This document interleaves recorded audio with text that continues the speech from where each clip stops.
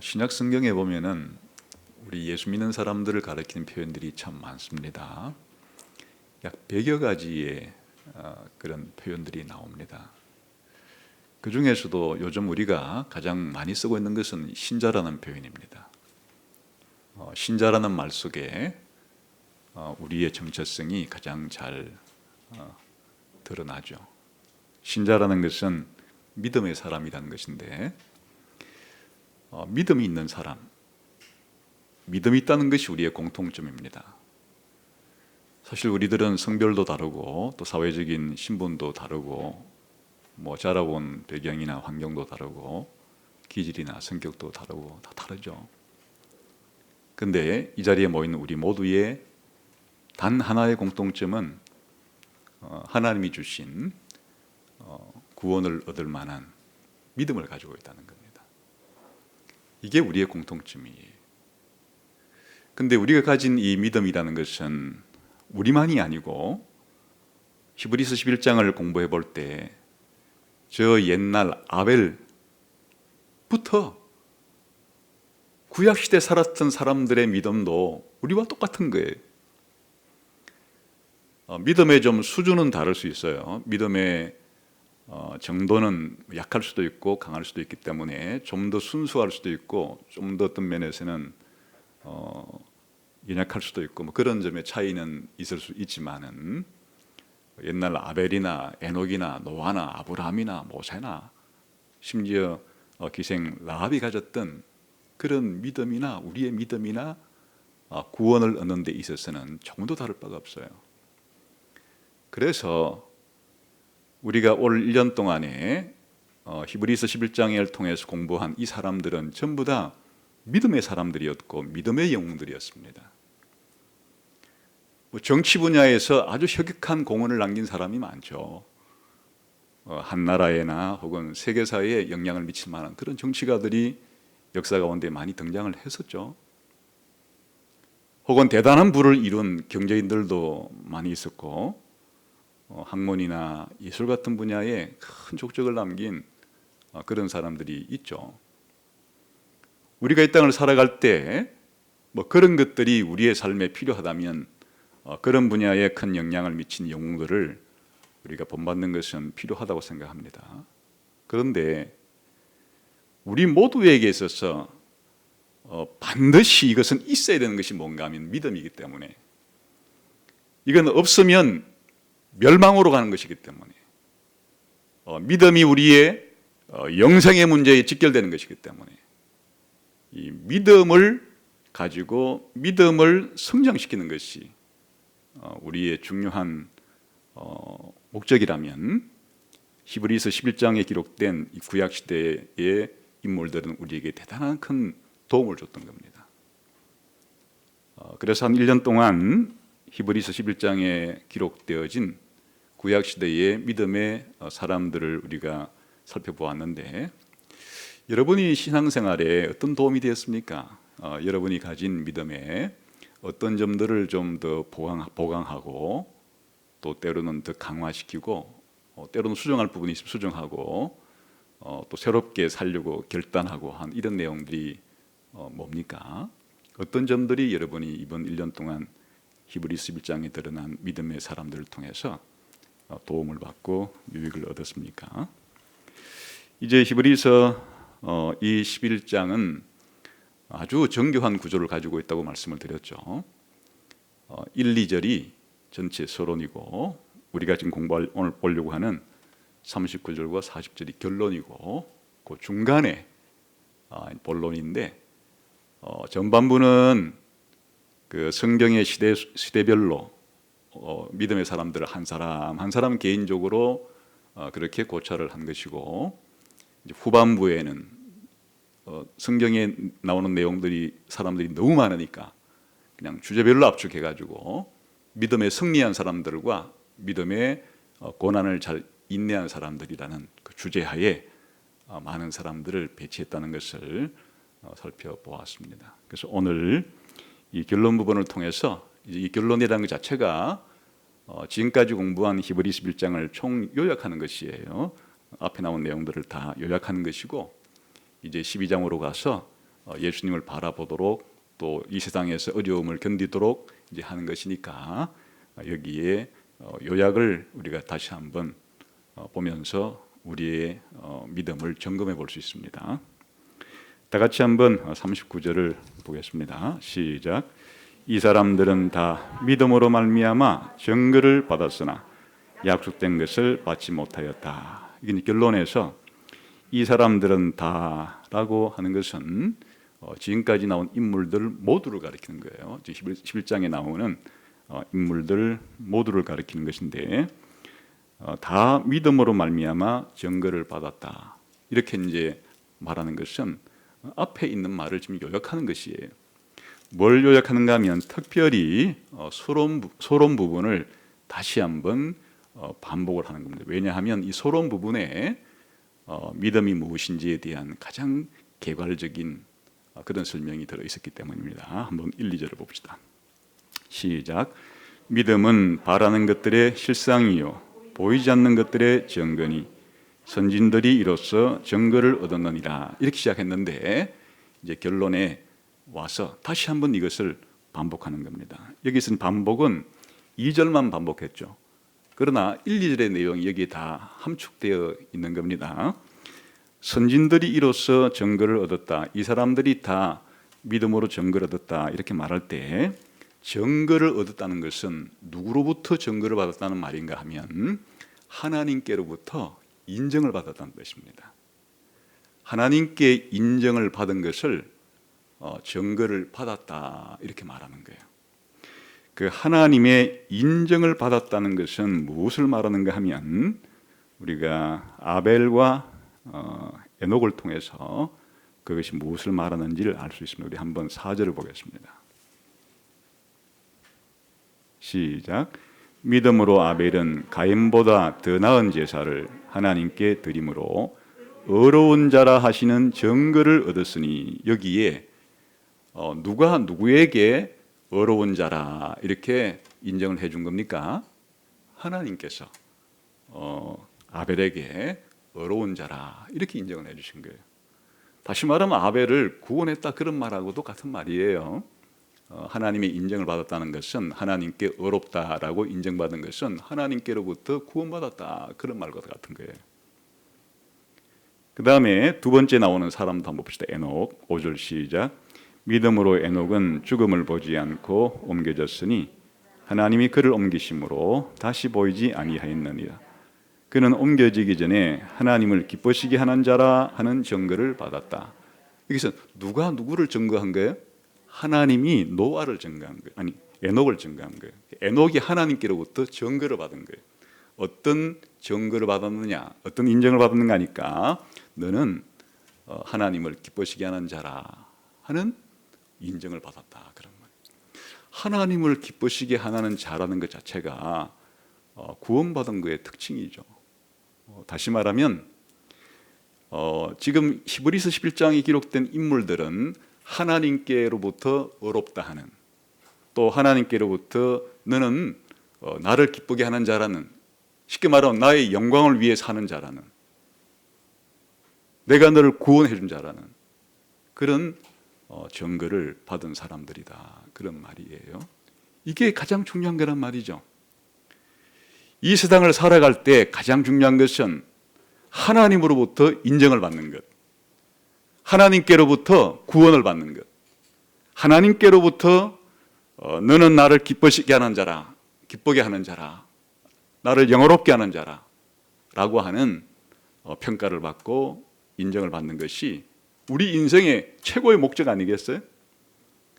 그러니까 이제 그러면 누가 이렇게 하나님께 구원을 받고 하나님의 인정을 받고 하나님께 평가를 받는 자가 되었는가? 다 믿음으로 이렇게 믿음으로 하나님께로부터 인정을 받았다 그렇게 하는 거예요. 그러면 도대체 그들이 가진 믿음이 뭔가 하는 거예요. 아벨이 가진 믿음, 에녹이 가진 믿음, 또 노아가 가진 이런 믿음들이 무엇이길래 하나님께서 그런 믿음을 보시고 그들을 인정했는가? 그들을 의롭다고 하나님께서 증거해 주셨는가 하는 거예요. 그게 이제 1절에 나오죠. 그 처음부터 그러니까 이들이 가지고 있는 믿음이란 공통적으로 이런 거였다, 그런 말이죠. 다시 말하면 지금 예수님이 오시기 전까지 최소한 성경에 기록된 족보를 더해만 봐도 최소 4,000년이에요. 그러니까 이제 히브리서 11장에 기록된 이 짧은 내용 안에는 4,000년 이상의 시간이라고 하는, 아벨로부터 예수님이 오시기 전까지의 구약시대에 살았던 사람들 가운데 이렇게 수많은 사람들이 사실 믿음의 정도는 다르고 또 믿음의 이런 강도는 다르고 그랬지만은 그들이 가진 하나님께로부터 구원받고 인정받는 공통의 특징이 있었는데, 그것이 이제 1절에 설명을 해준 거죠. 그 믿음의 일종의 정의인 셈이고, 이 히브리서 11장에 나오는 모든 믿음의 사람들을 관통하는 그들이 가진 믿음의 공통점을 1절이 말해주는데, 이것은 바로 우리들도 가지고 있는 그런 신앙의 본질이라고 할 수 있겠습니다. 그게 뭔지 한번 봅시다. 1절을 시작.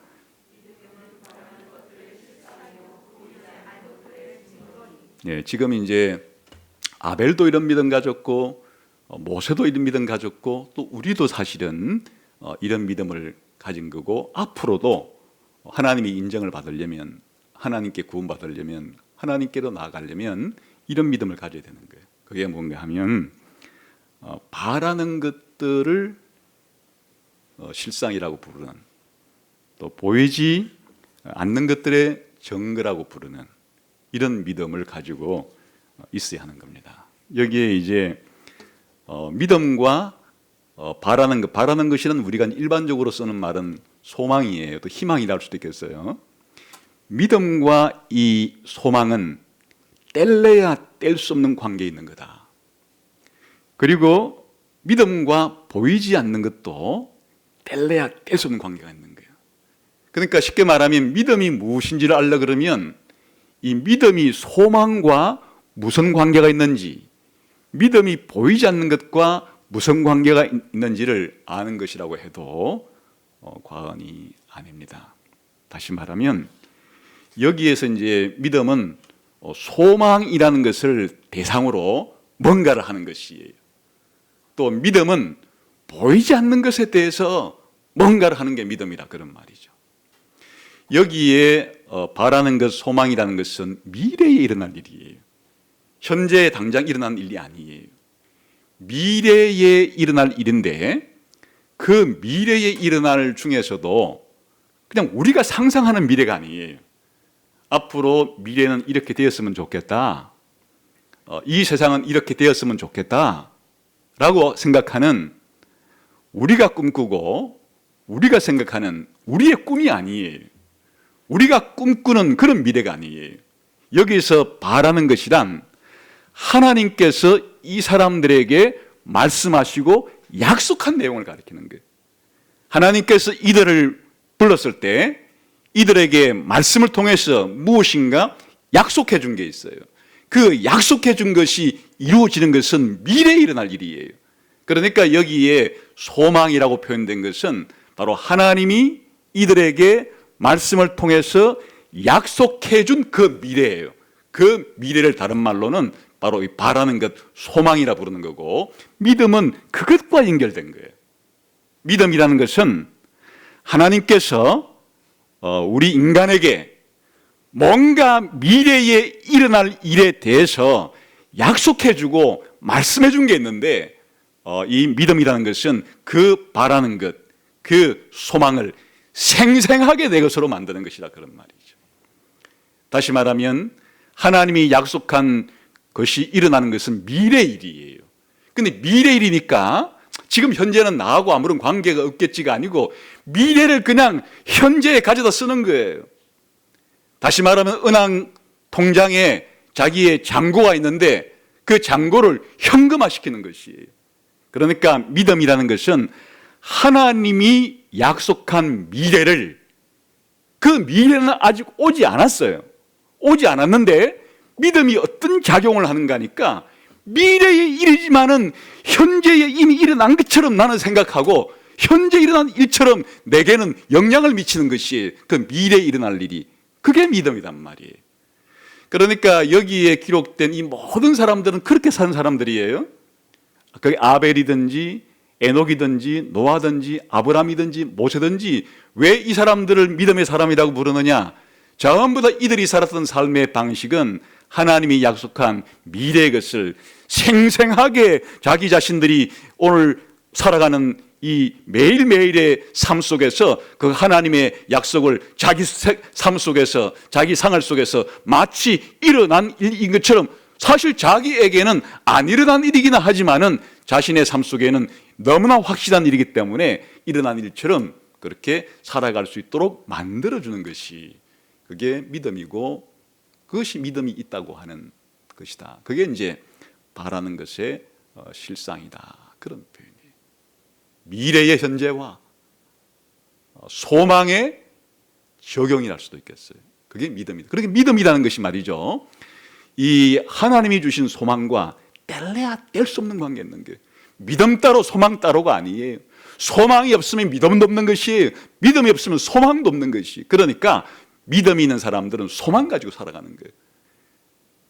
현실이 어떤 어려움이 있건 간에 성경이 말하는 믿음의 사람들은 미래에 대한 소망이 있기 때문에 현재를 살아갈 수 있는 사람들이다. 그게 믿음이 있다는 증거들이다, 그런 말이죠.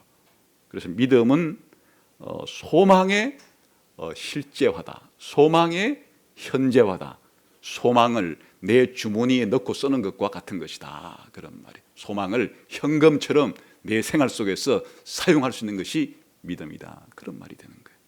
이게 공통점이다, 그런 말이죠. 그 다음에 믿음은 보이지 않는 것과 밀접한 관계가 있습니다. 요즘은 말이죠, 특히 보는 것이 믿는 것이다, 그런 속담도 있어요. 보는 것이 믿는 것이다. 다시 말하면 보이지 않는 것은 믿을 수 없다, 그런 말이겠죠. 지극히 감각 중심적인 그런 가치관이고 사고방식인데, 사실은 대부분의 사람들에게 보편화된 그런 일종의 가치관이라 할 수 있겠습니다. 보이지 않으면 믿을 수 없다는 게. 근데 이제 신자이든 불신자이든 뭐 상관이 없이 이 보이지 않는 세계에 대해서, 이 사실은 가만히 보면 눈에 보이는 것보다는 보이지 않는 것이 더 중요하다는 것을 깨닫는 사람도 있어요. 그대로 말하면 플라톤 같은 사람이 그런 사람이 눈에 보이는 가시적인 현상계가 아니라 본질적인, 눈에 보이지 않는 그런 이상적인 세계가 있다, 그렇게 생각이 든 거예요, 그 사람은.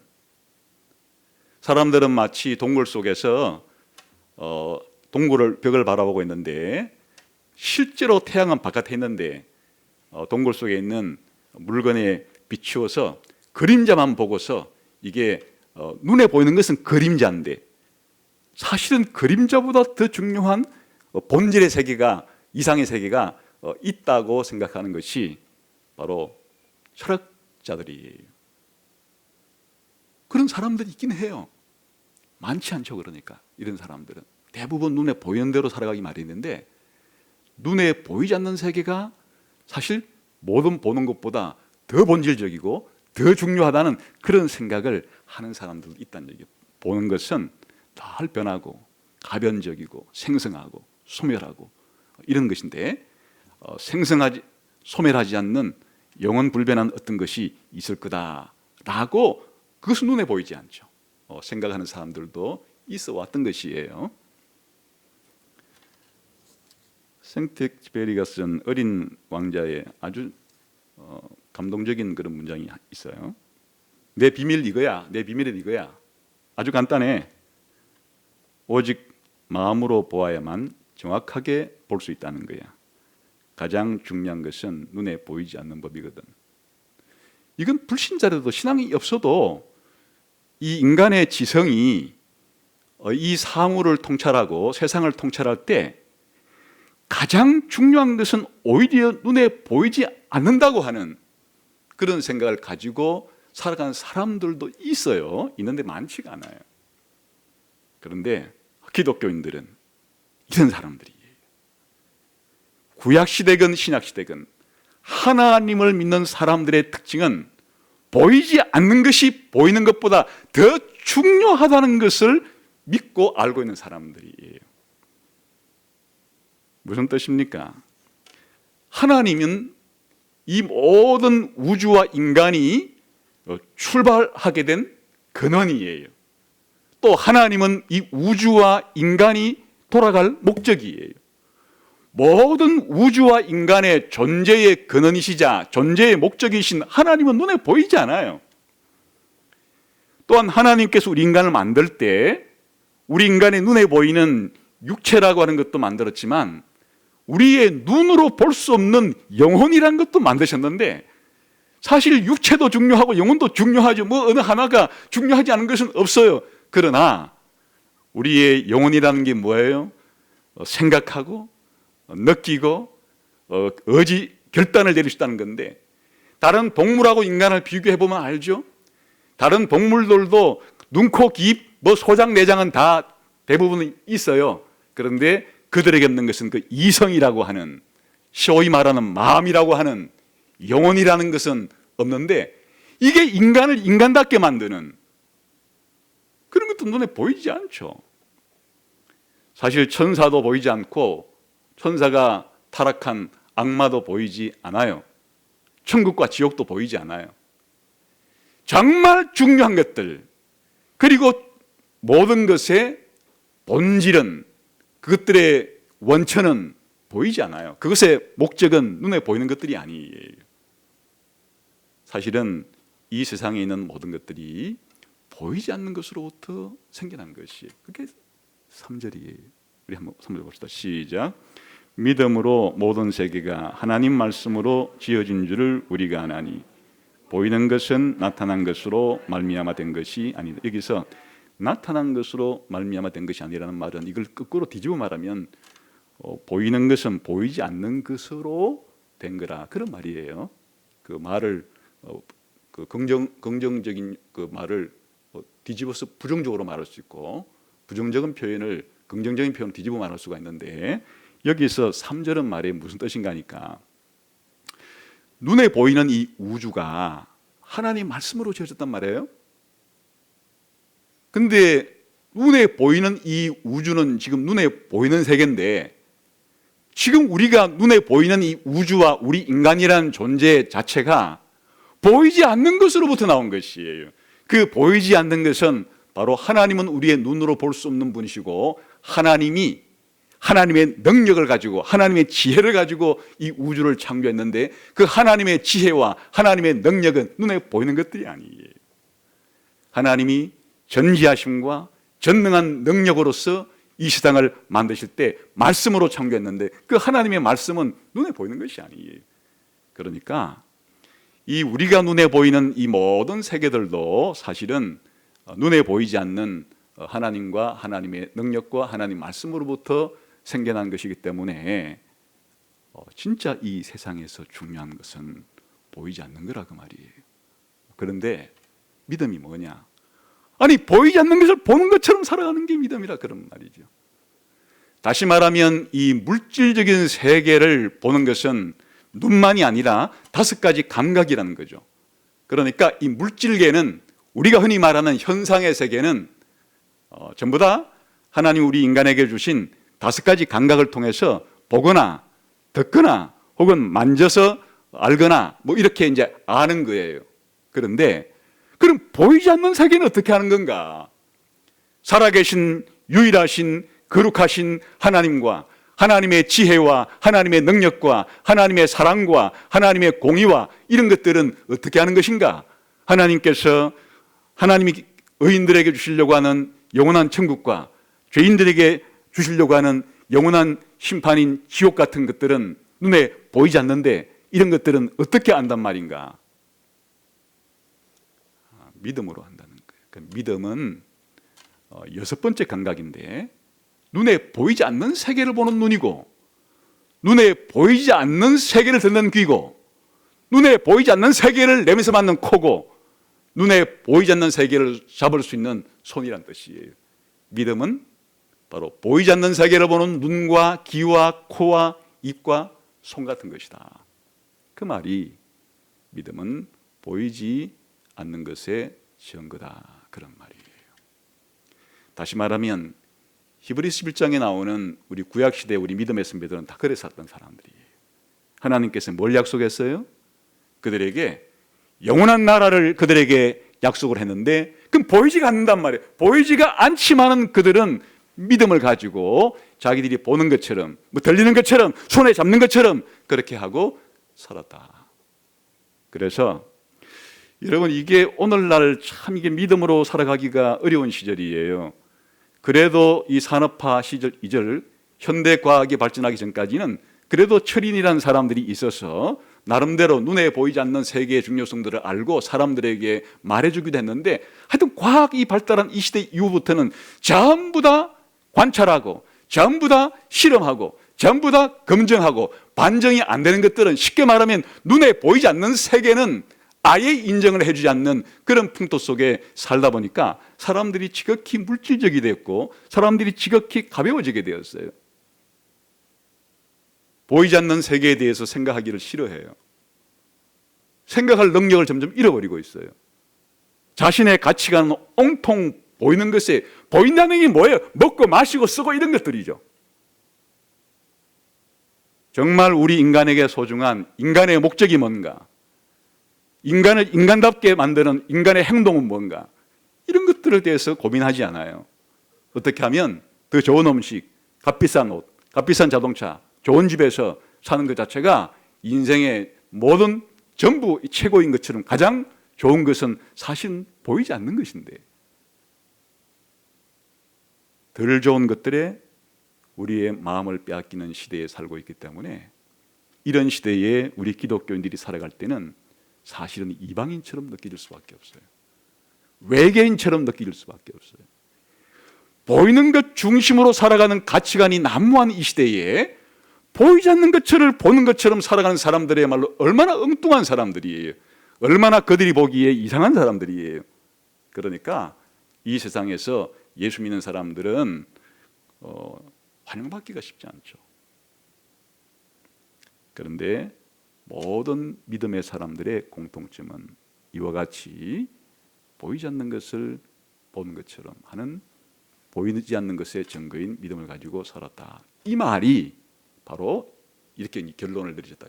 이 사람들은 다 이런 히브리서 10장에 나오는 이런 믿음을 가지고 바라는 것들의 실상이고 보이지 않는 것들의 증거인 이런 믿음을 가지고 다 살았기 때문에 하나님께로부터 인정을 받은 사람들이다. 이렇게 이제 결론을 한번 내리는 것이에요.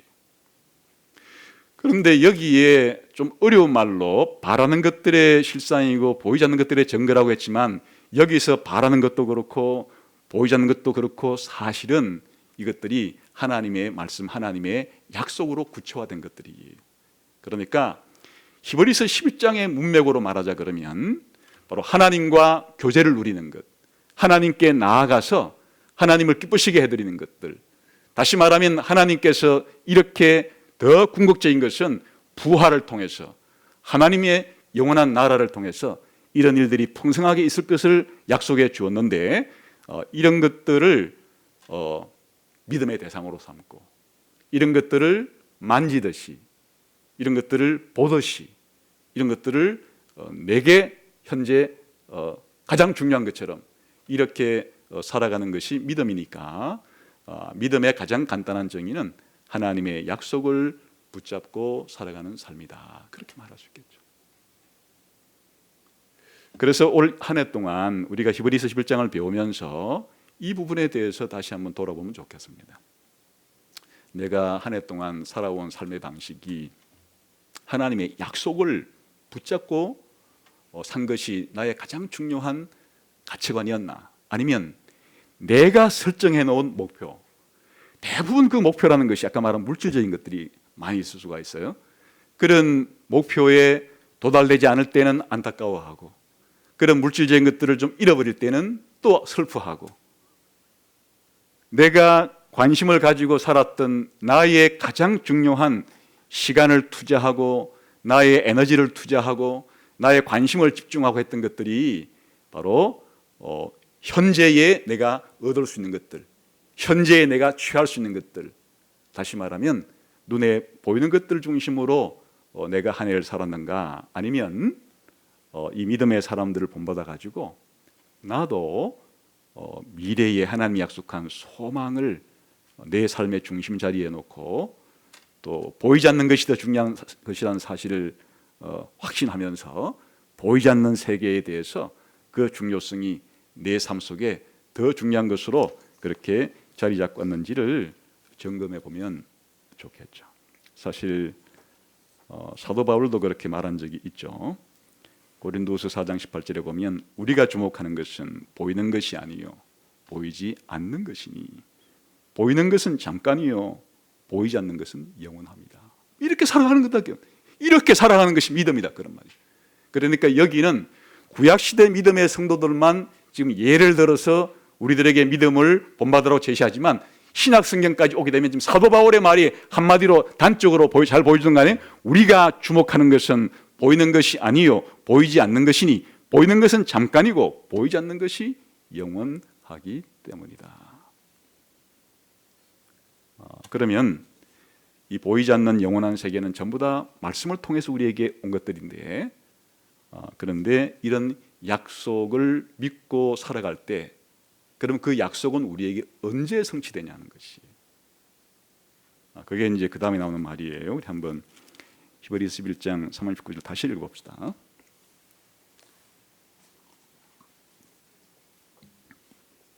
시작.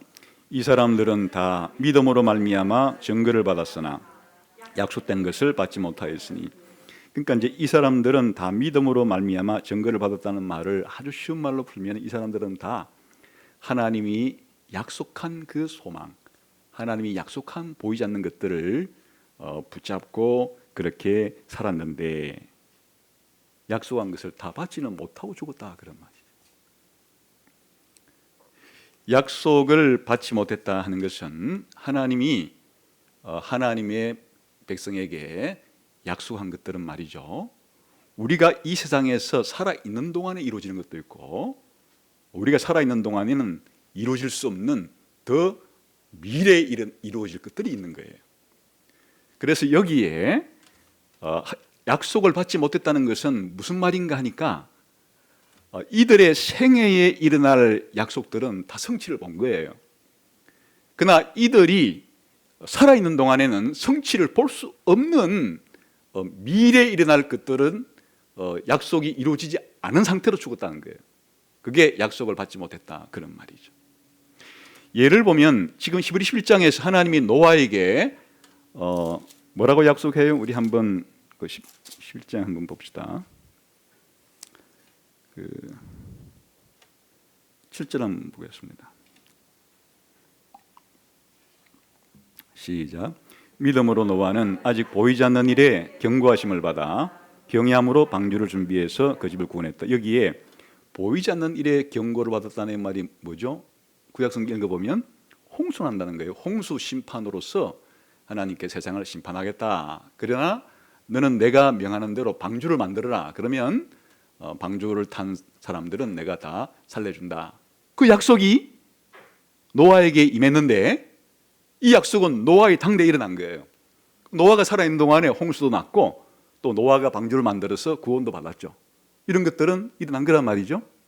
그 다음에 또 아브라함과 사라에게 하나님이 비록 100세 되고 90세 된 사람이긴 하지만은 사라의 몸에서 이삭이라는 자식을 태어나게 해주겠다. 그 약속은 아브라함과 사라의 당대에 이루어진 것들이란 말이죠. 혹은 이스라엘 백성에게 너희가 하루에 한 바퀴 7째 날에 7바퀴 돌면 여리고성이 너희들에게 무너져서 너희가 취하게 될 거라. 그 약속은 그 당대에 일어나게 된 거죠. 혹은 우리가 보았듯이 어떤 여인들에게 사렙다 과부와 수넴 여인에게 그들의 아들이 죽었을 때 엘리야와 엘리사 선지자가 이 아들을 위해서 살아난다. 그 약속대로 그들은 자식이 살아나는, 아들이 살아나는 약속의 성취를 본 거죠. 그러니까 이렇게 이제 믿음의 사람들 가운데서는 자기가 살아있을 때 하나님께서 약속을 지켜준 이런 약속들은 다 받은 거예요. 그런데 여기서 약속을 받지 못했다 하는 것은 바로 무엇을 가리키는가 하면 13절에 나오는 것 같은 것을 가리키는 거예요. 그 11장 13절 한번 봅시다. 시작. 이 사람들은 다 믿음을 따라 죽었으며 약속을 받지 못하였으되 그것들을 멀리서 보고 환영하며 또 땅에서는 외국인과 나그네임을 정은. 여기에 같은 표현이 나오죠. 이 사람들은 다 믿음을 따라 죽었는데 죽을 당시에 약속을 받지 못하고 죽었다. 근데 그러면 약속을 받지 못하고 죽었다고 말할 때 그 약속은 뭘 가리키는가? 이 약속은 그들이 이 땅에 살아있는 동안에 얻을 수 있는 그런 약속이 아니에요. 그게 이제 14, 15, 16절에 이런 약속이 설명이 되어 있죠. 한번 봅시다.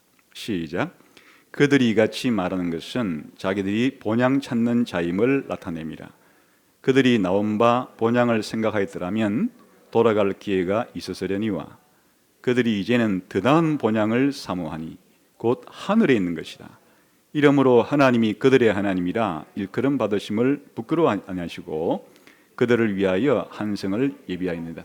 이것은 지금 여기 나오는 모든 사람에게 적용되는 말이에요. 가깝게는 아브라함과 이삭과 야곱, 요셉처럼 아브라함에게 가나안 땅을 준다 그랬을 때 알아챘다 그거예요. 아브라함과 이삭과 야곱이 뭘 깨달았는가 하면 이 자기들이 지금 들어와 살고 있는 이 가나안 땅을 준다는 게 궁극적인 약속이 아니고 가나안 땅 이상의 하늘에 있는 가나안, 하늘에 있는 나라, 하늘에 있는 본향을 주신다는 것이라는 것을 깨닫고 이 세상에 살 때는 그걸 멀리서밖에 볼 수밖에 없죠. 하늘에 있는 거니까. 영원한 미래에 주어질 것이기 때문에 현재 당장 가나안 땅에 돌아다니고 있어도 그건 가나안 땅에서 얻을 수 있는 것이 아니기 때문에 자기들이 스스로 고백하기를 우리는 이 땅에서는 외국인과 나그네입니다. 이렇게 아브라함이 고백하고 살았어요. 왜 이런 생각이 나오는가? 하나님이 자기에게 주신다고 약속한 그 내용이 이 지금 자기가 밟고 있는 이 가나안 땅이 아니고 하늘에 있는 본향, 하나님이 준비하시는 영원한 도시라는 사실을 알았기 때문에 그런 고백을 하면서 죽을 때까지 그 약속은 받지를 못하고 죽었죠. 다시 말하면 이게 천국을 가리키는 것이에요. 영원한 천국은 이들이 살아있는 동안에 얻을 수 있는 것이 아니죠. 물론 우리에게도 그렇죠. 저와 여러분도 하나님께서 예수 믿는 사람에게 약속한 많은 것들이 우리의 생애에서 일어나죠. 우리가 회심을 한 사람들, 거듭난 사람들에게 생겨나는 많은 것들이 우리 안에 있죠. 쉽게 말하면 성령을 받게 되면 성령의 열매가 이런 것들이 맺히게 될 거라는지, 또 우리가 우리의 삶 가운데서 하나님이 약속한 일들이 우리의 삶 가운데 일어나는 것들이 많은데 역시 우리들도 우리가 살아있는 동안에는 약속을 다 성취받지 못할 그런 게 있죠. 그게 뭔가 하면 우리의 부활, 천국에 들어가는 일, 천국에 들어가서 얼굴과 얼굴을 대면하여 보는 것처럼 하나님과 깊은 교제 가운데 들어가는 것들, 이런 것들은 현지에서 일어날 수 있는 일들이 아니에요. 그러니까 마치 이 구약시대의 이 사람들처럼 이 약속은 최후의 종말에 일어날 이 하나님의 약속은 역시 우리들도 이 세상에 있는 동안에는 그런 약속들이 다 성취되는 것을 받지 못하고 죽을 수밖에 없는 그런 약속들도 있는 것이에요.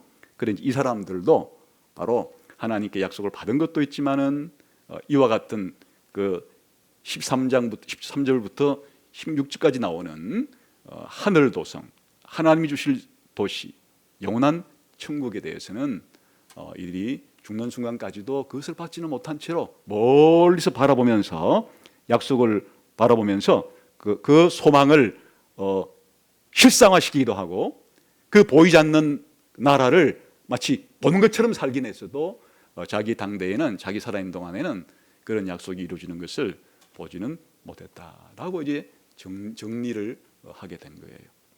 그런데 굳이 이런 약속들은 신약의 신자들, 지금 히브리서 편지를 받고 있는 사람들도 이런 약속은 물론 받지를 못해요. 그러면 구약시대의 신자들과 신약시대 신자들 사이에 아무런 차이가 없단 말인가? 그렇진 않다고요. 차이가 있긴 한데 똑같은 믿음을 가지고 있어도 그들의 현실적인 삶 속에서는 차이를 가져올 수밖에 없는 것이 있는데, 그것을 이제 뭐라고 표현했죠? 한번 다시 4입절 봅시다. 시작. 이는 하나님이 우리를 위하여 더 좋은 것을 예비하셨은즉. 여기에는 이제 같은 믿음으로 하나님을 기쁘시게 할 수도 있고 또 하나님의 인정을 받기도 하지만은, 그런데 구별해 보자면, 비교해 보자면 구약 시대 때 신자들의 삶과 신약 시대 신자들의 삶을, 이들의 믿음의 생활을 비교해 보자면 하나님께서 이 계획하신 것이 구약 시대 신자들보다는 신약 신자들에게 더 좋은 거 하나를 줬어요. 그 구약 시대 신자들에게 나쁜 걸 준 게 아니에요.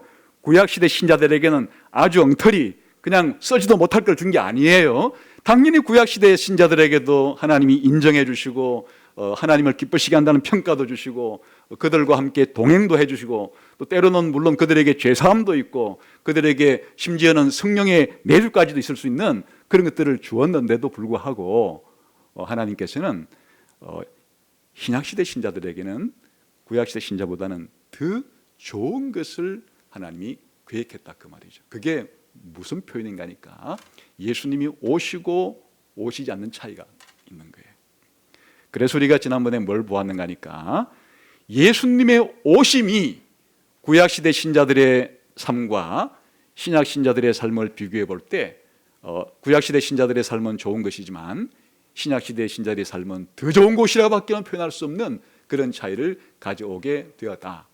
그런데 그런 차이 중에 하나가 무엇인가니까 예수님의 오심으로부터 모든 것이 발생한 것이, 그게 이제 히브리서 서론 부분에서 어떤 식으로 표현했어요? 하나님이 예수님 오기 전에도 수많은 선지자들, 이사야, 예레미야, 에스겔, 다니엘 같은 이런 선지자를 통해서 때로는 눈에 보이는 환상을 통해서 또 때로는 직접 나타나기도 하고 또 때로는 하나님 말씀을 들려주고 또 때로는 기적을 행하기도 하면서 구약시대 신자들에게 많은 말씀을 해주었지만 그래도 그들은 그냥 사람들이에요. 그런데 신약시대에는 마지막 날이라고 부를 수밖에 없는 이 시간의 구분이 완전히 생기게 된 것은 바로 장차 모든 만물의 상속자가 될 것이고 이 우주를 창조한 분이시고 더 나아가서 아버지 하나님과 동질적인 신성을 가지고 있으면서도 아버지 하나님과 위격적으로 구별되는 하나님의 영광의 광채가 되시고 하나님의 본체의 형상이 된다고 표현할 수 있는 오늘날의 용어로 삼위일체 중에 한 분이 되는 그와 같은 분이, 그리고 더 나아가서 이 만물을 붙잡고 있으면서 하나님이 원래 목표한 대로 하나님이 원래 계획한 대로 이 세상의 크고 작은 일들을 다 관장하시고 주장하시면서 그 목적이 이루어질 수 있도록 하시는 분이시고 더 구체적으로는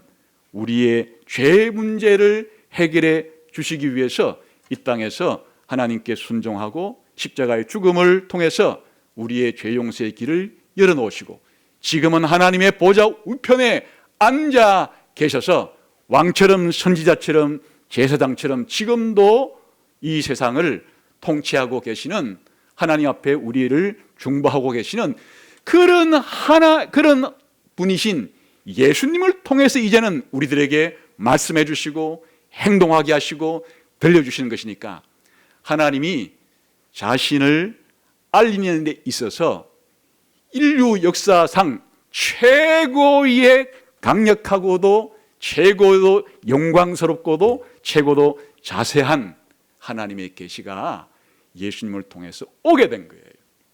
그래서 예수님이 오시기 이전에 이사야서를 읽고서 하나님을 아는 것과 예수님이 오고 난 이후에 그 예수님의 행적을 기록한 마태복음과 마가복음과 누가복음과 요한복음을 보고서 하나님을 아는 것 차이에는 엄청난 차이가 있다고도 말할 수 있는 거죠. 그 본질에 있어서는 동일한 하나님이시긴 하지만은 하나님을 아는 일에 있어서, 하나님을 알고 하나님과 교제하는 일에 있어서는 어떻게 구약 성경에 기록된 정도의 하나님에 대한 지식과 신약 성경에 기록된 하나님의 지식이 비교될 수 있겠어요? 신약에 담긴 하나님에 대한 지식은 훨씬 더 풍요롭고 훨씬 더 자세하고 훨씬 더 영광스럽게 계시가 되었다. 계시 한 가지만 가지고도 그런 거라 그거예요. 그런데 이제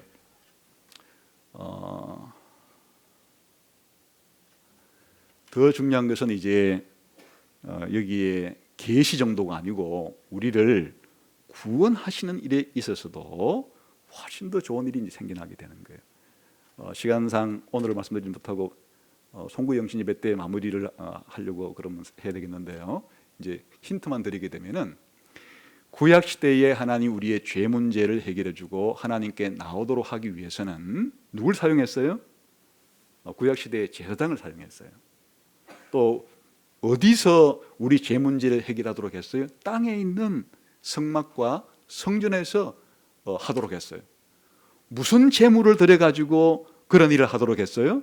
짐승의 피를 바쳐 가지고 우리의 죄 문제를 해결하도록 했는데, 예수님이 오시고 난 다음에는 예수님은 레위 지파에게서 나온 아론 계열의 대제사장 정도가 아니라 신비로운 멜기세덱 같은 왕이자 제사장인 그런 신비로운 대제사장과 같은 그런 대제사장으로서 어디에서 사역을 했는가 하니까 이 땅에서뿐 아니라 하늘 성막에서, 하늘 성전에서, 그리고 무슨 제물을 가지고 그렇게 하셨는가 하면 자신의 몸을, 자신의 피를 뿌려서 우리의 죄를 용서해 주는 일을 하셨기 때문에 구약에서 행해졌던 제사 제도는 미처 할 수 없었던 그런 것들을 예수님이 대제사장 되시고 예수님이 하늘 성막에서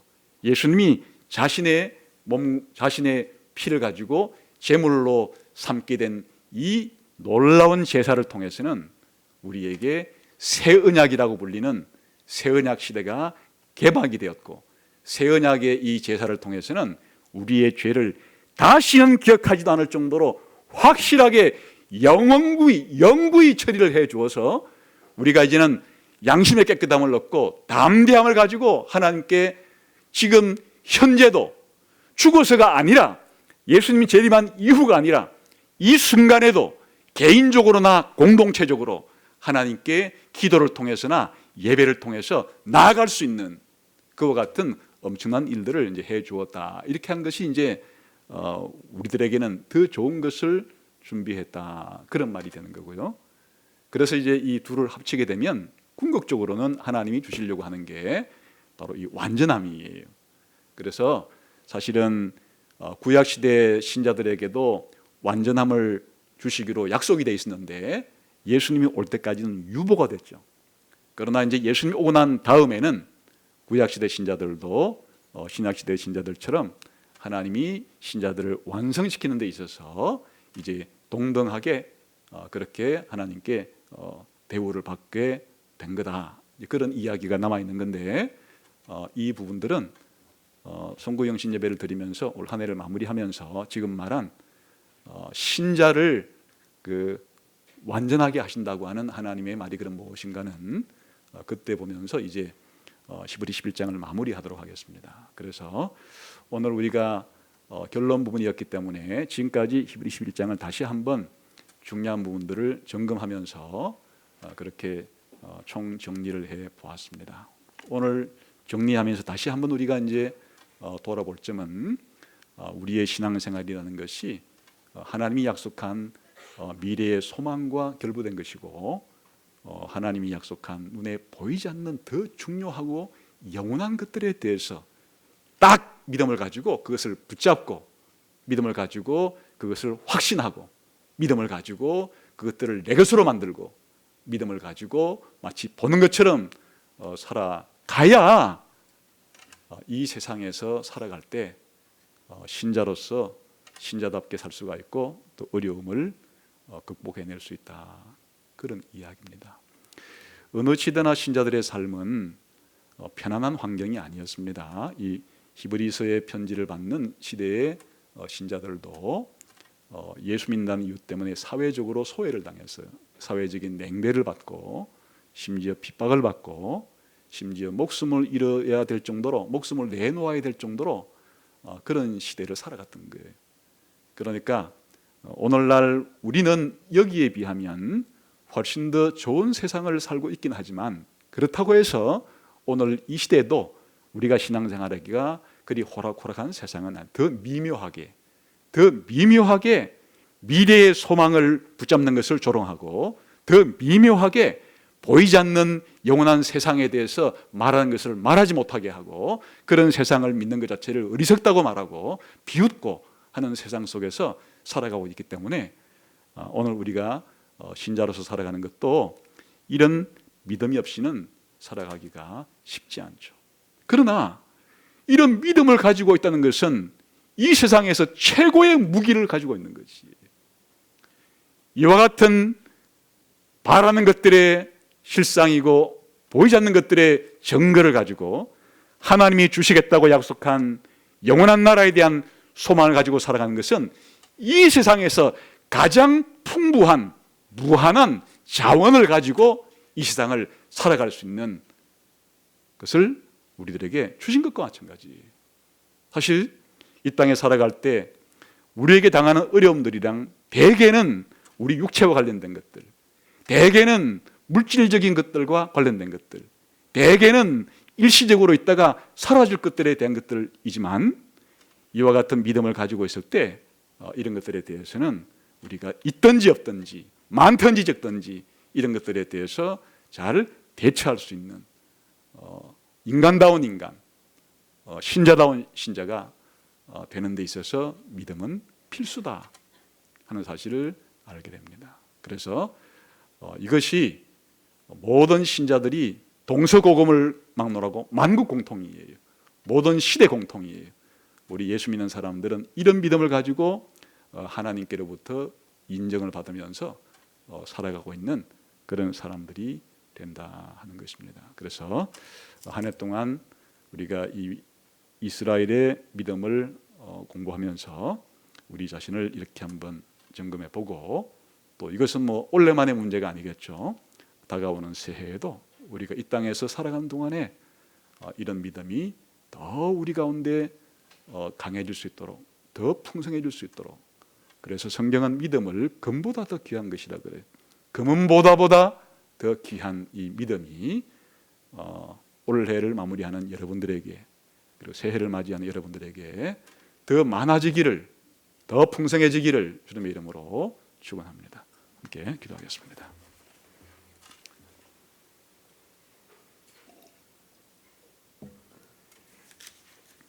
하나님 아버지, 감사합니다.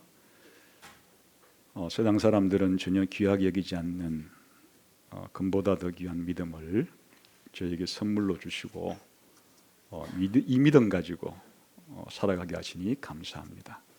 우리 모두가 믿음에 부유한 사람들, 믿음의 영웅들이 다 되게 해 주옵소서. 예수님 이름으로 기도하옵나이다. 아멘.